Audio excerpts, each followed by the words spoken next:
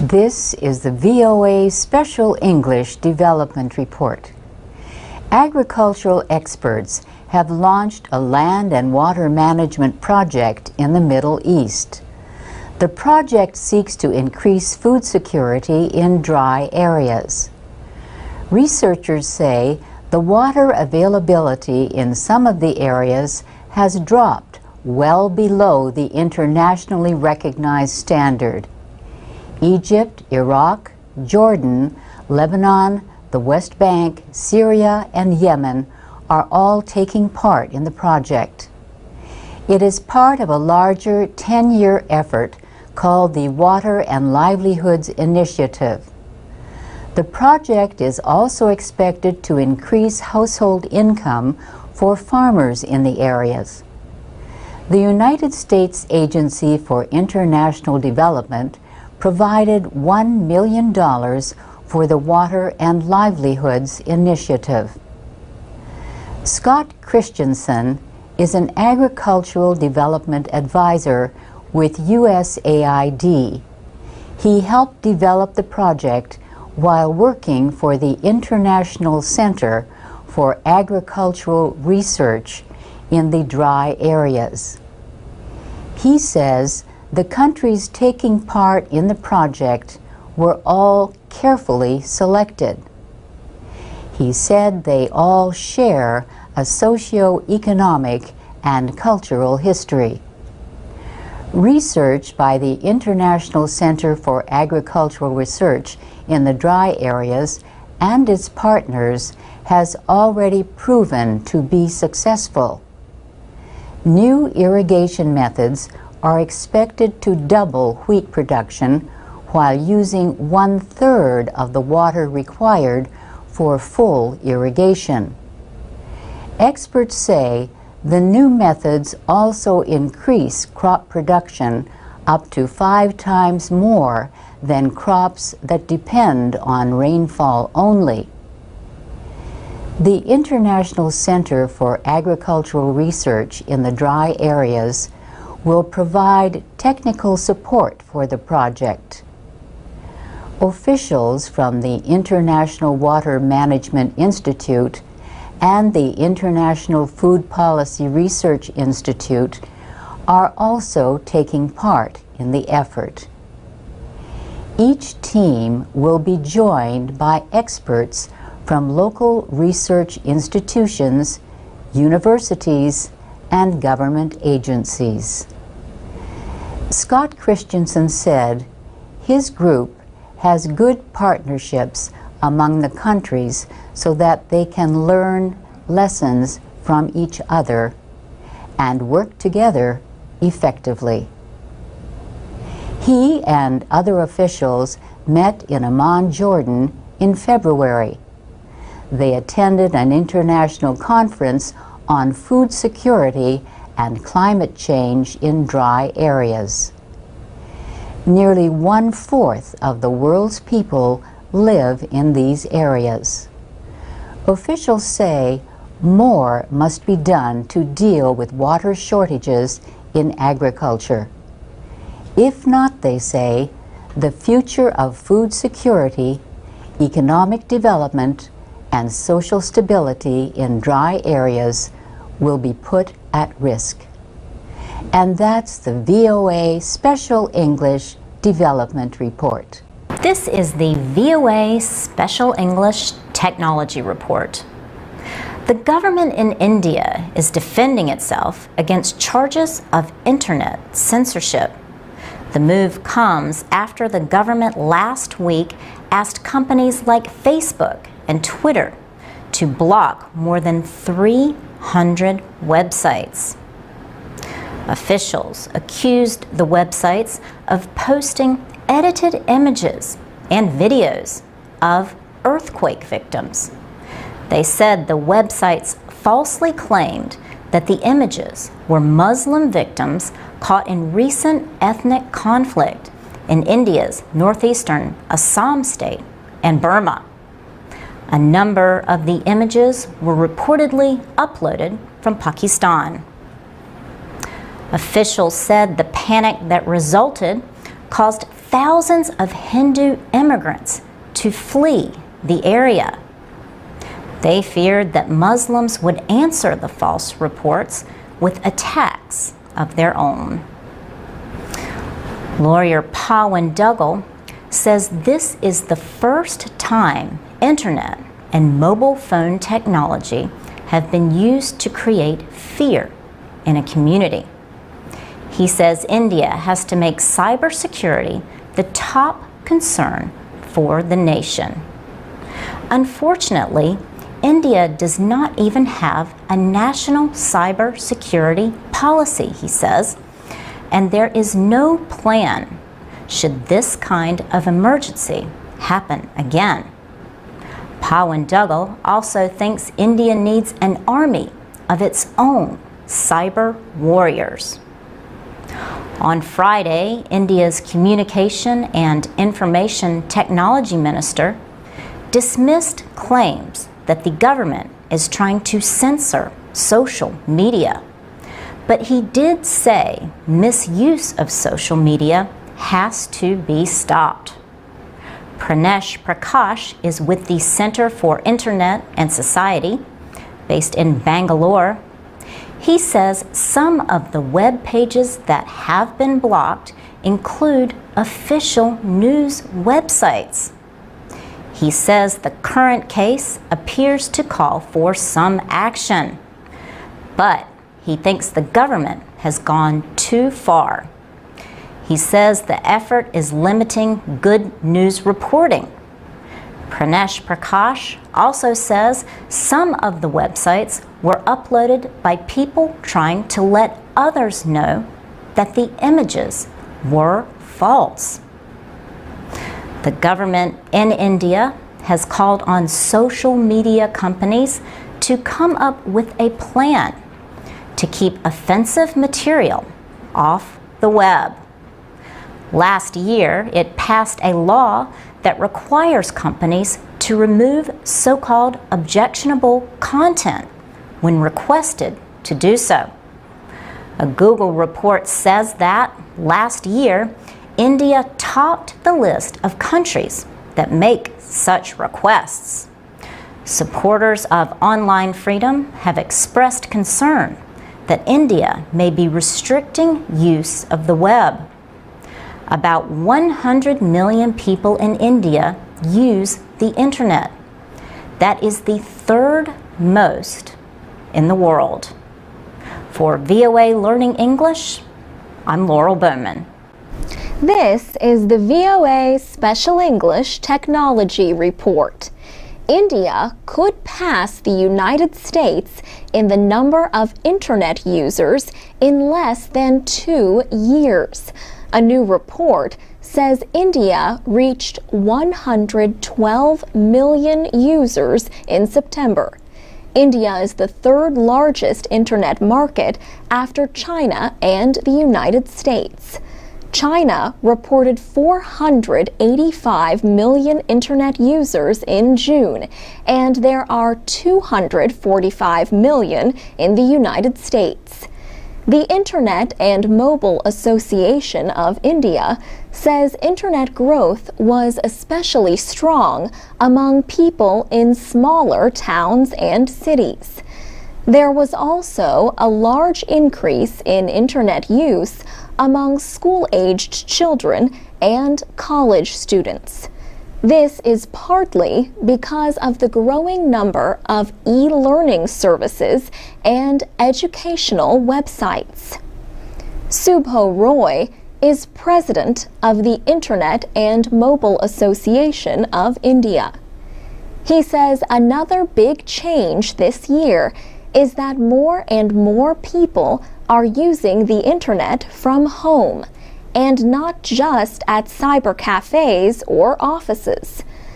People are probably buying their own broadband connections and accessing it from their own devices rather than going to common service points. This growth in internet use has also led, not surprisingly, to an increase in online businesses. Deepinder Goyal owns Zomato.com.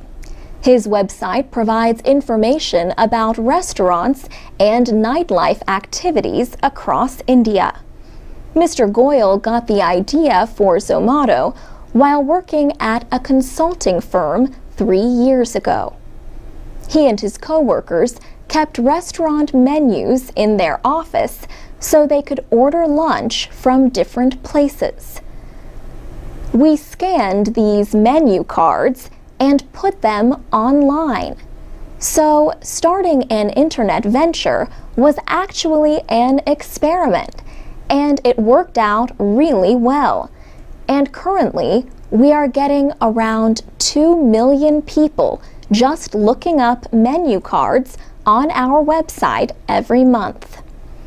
Zomato now provides information on more than 17,000 restaurants across India.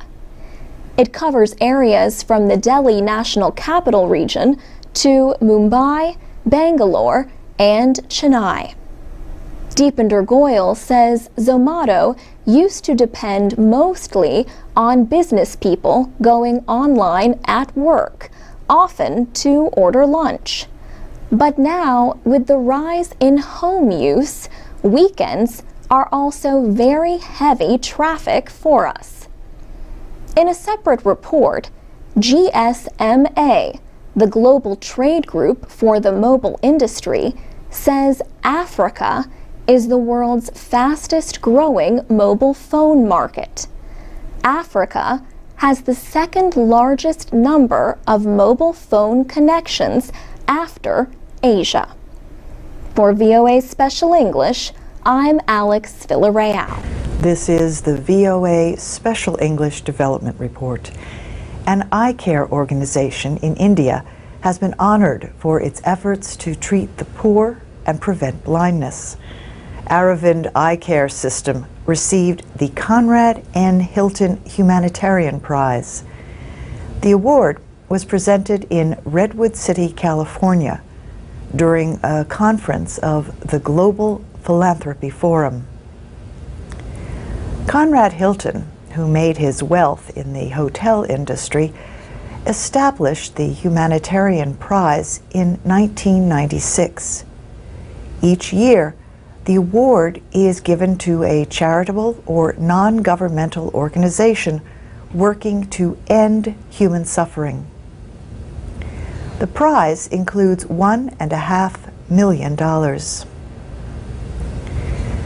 Aravind Eye Care System was recognized for its work with millions of people in India.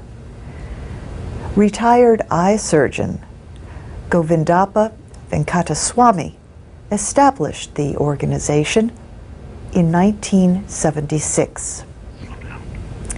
He wanted to make high-quality eye care available to all, especially India's poor.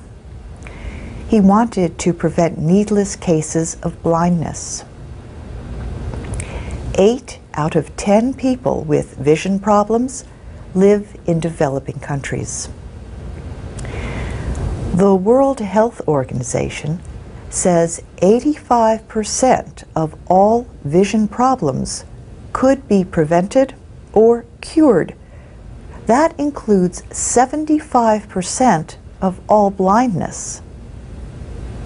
An estimated 45 million people are blind, and India is home to 10 million of them. Dr. Venkataswamy established the first Aravind Eye Hospital in Madurai, in Tamil Nadu state, with only 11 beds. Today, Aravind Eye Care System is the largest eye care provider in the world. It operates 5 hospitals and more than 30 eye care centers across India. About 70% of the patients receive free care. The money comes from the 30% of patients who can pay for their services.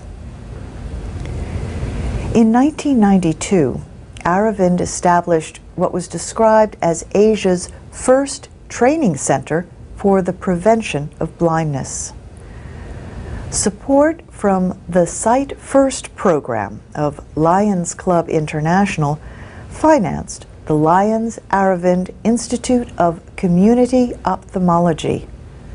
Also, the Aravind Medical Research Foundation investigates the causes and treatment of eye disease.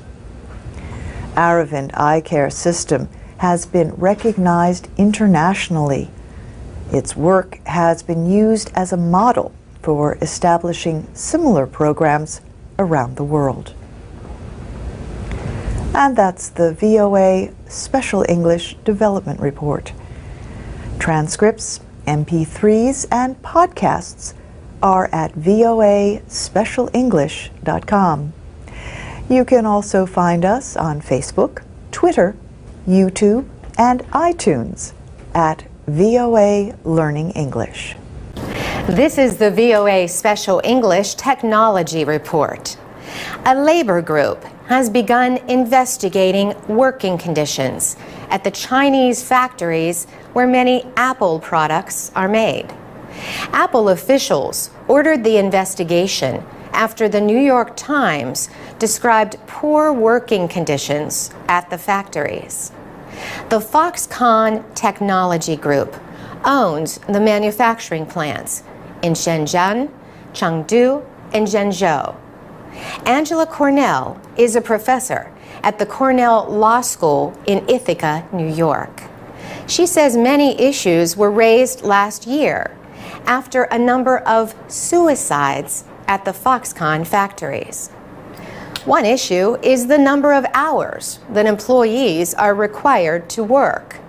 Other concerns involve pay, living conditions, and even reports of violence against workers. The New York Times reported that employees sometimes worked 7 days a week.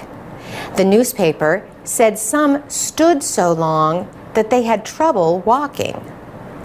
Widespread criticism of Apple followed publication of those reports. Mark Shields organized a campaign calling for better working conditions. Workers' lives are really hard and really severe. And there's terrible stories about people losing the use of their hands because of horrible, repetitive motion injuries. And suicide rates that are so high that they have got to hang nets off the sides of the buildings to prevent workers from killing themselves. Professor Cornell says the conditions at the Foxconn factories had to have been really bad. Just imagine how dire the working conditions would have had to be for those workers to sacrifice their lives. Professor Cornell says even Apple's own reports noted issues at some of its factories. These included involuntary labor and underage labor. These are important issues. The involuntary laborers are indentured migrant workers, and that is a crucially important issue. I mean, that's basically slave labor. More than 200,000 people have joined Mark Shields' campaign for better working conditions. The American admits he loves his Apple products, but he says he wants them to be made without human suffering. In related developments, Foxconn said it was raising the pay of its workers in China for the third time since 2010. And Apple asked the Fair Labor Association to investigate conditions at the Foxconn factories. Apple recently joined that association. The nonprofit group was established in 1999 to investigate working conditions around the world. For VOA Special English, I'm Carolyn Persutti. Get more news and learn English at voaspecialenglish.com. This is the VOA Special English Technology Report. A top-level domain is the part of an internet address after the dot. The most common of what are called generic top-level domains are .com, .net, and .org. There are 22 generic top-level domain names currently available. But get ready for many, many more. The international organization that controls these names will begin accepting applications for new ones in January. This will open the door to just about anything. Brad White is with ICANN, the International Corporation for Assigned Names and Numbers. He says, what we're talking about doing with the new generic top-level domain program is blowing the lid off that ceiling of 22. The interest is there to expand that. We no longer have to keep this to 22. It can be almost any word combination. It can be in non-Latin characters, which is extremely important if you happen to speak Russian because of the Cyrillic alphabet, or Arabic, or Chinese. ICANN officials met in October in Dakar, Senegal. Brad White says they discussed the new program for what are known as GTLDs. This marks one of the biggest changes in the Internet's domain name system, the addressing system of the Internet that has ever occurred.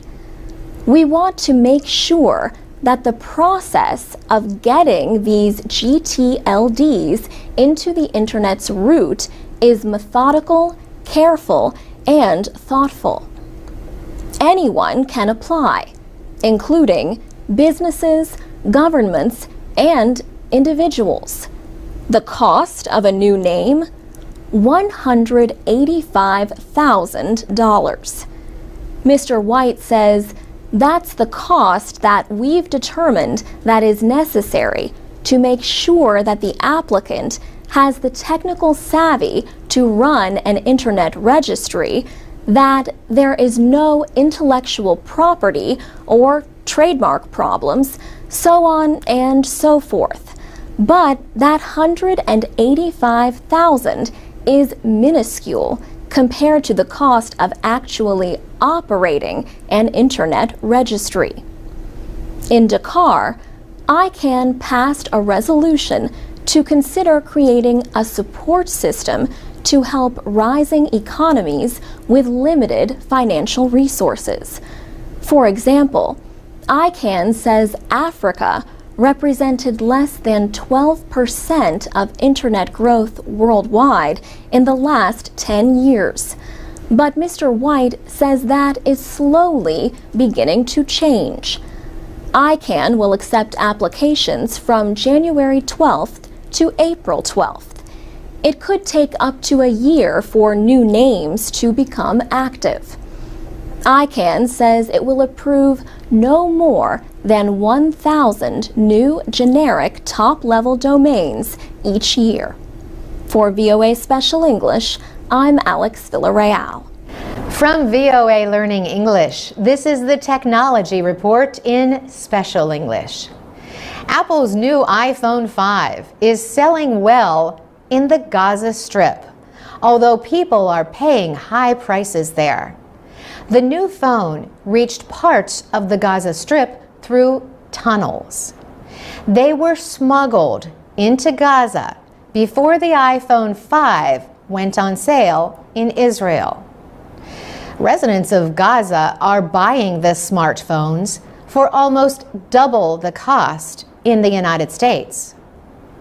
The price of the phones has been raised by middlemen who bring them from Dubai through tunnels linking Gaza with Egypt. The iPhone 5 will not be available until December from mobile operators in Israel. Israel and Egypt have put in place a partial blockade of Gaza to prevent the flow of arms and weapons.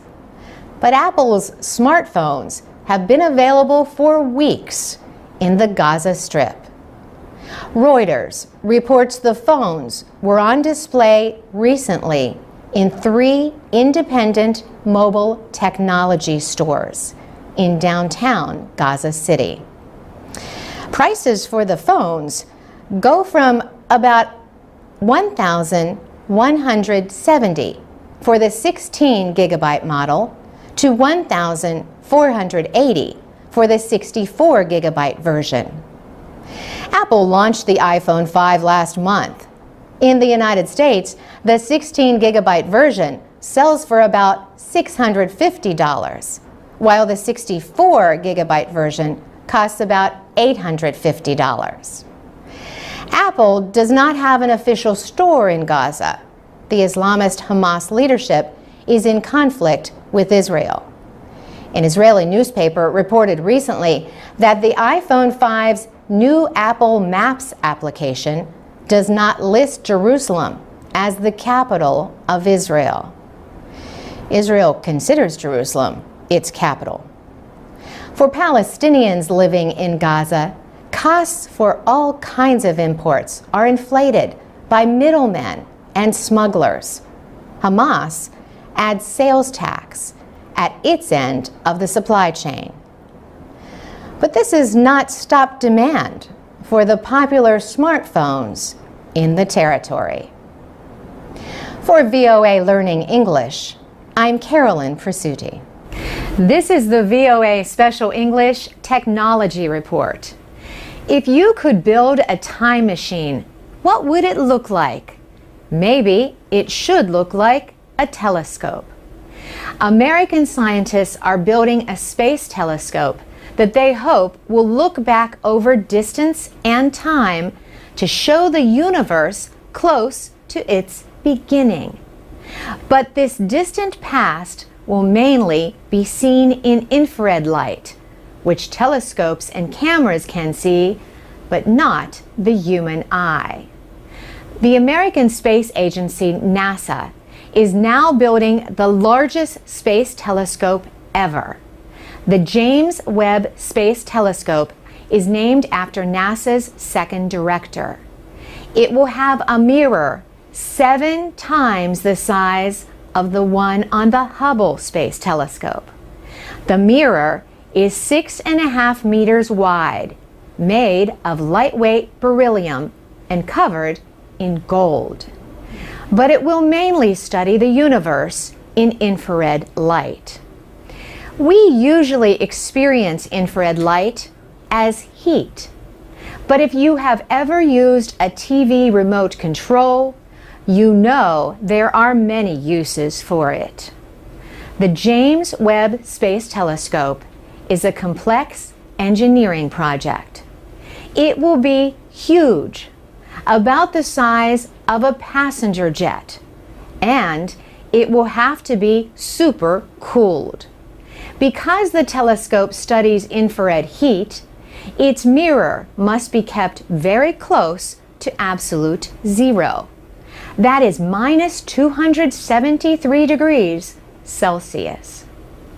NASA is building the Webb telescope at the Goddard Space Center outside Washington. The agency hopes to launch it in 2014.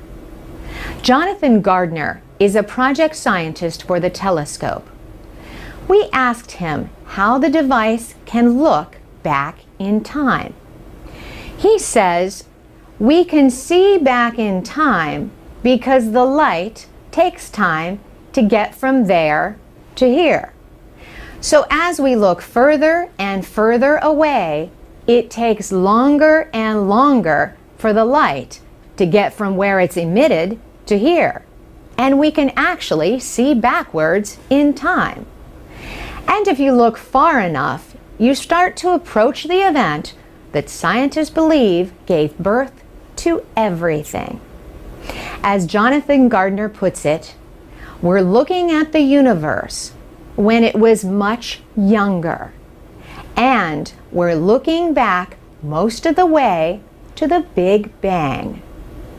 Jonathan Gardner says any astronomer at any university in any country can write a proposal for what they want to do with the telescope. The James Webb Space Telescope should help scientists learn how the first galaxies formed and what they looked like. It may even show things scientists never predicted. For VOA Special English, I'm Carolyn Presutti. You can watch a video about the James Webb Space Telescope and download an MP3 of the story at voaspecialenglish.com.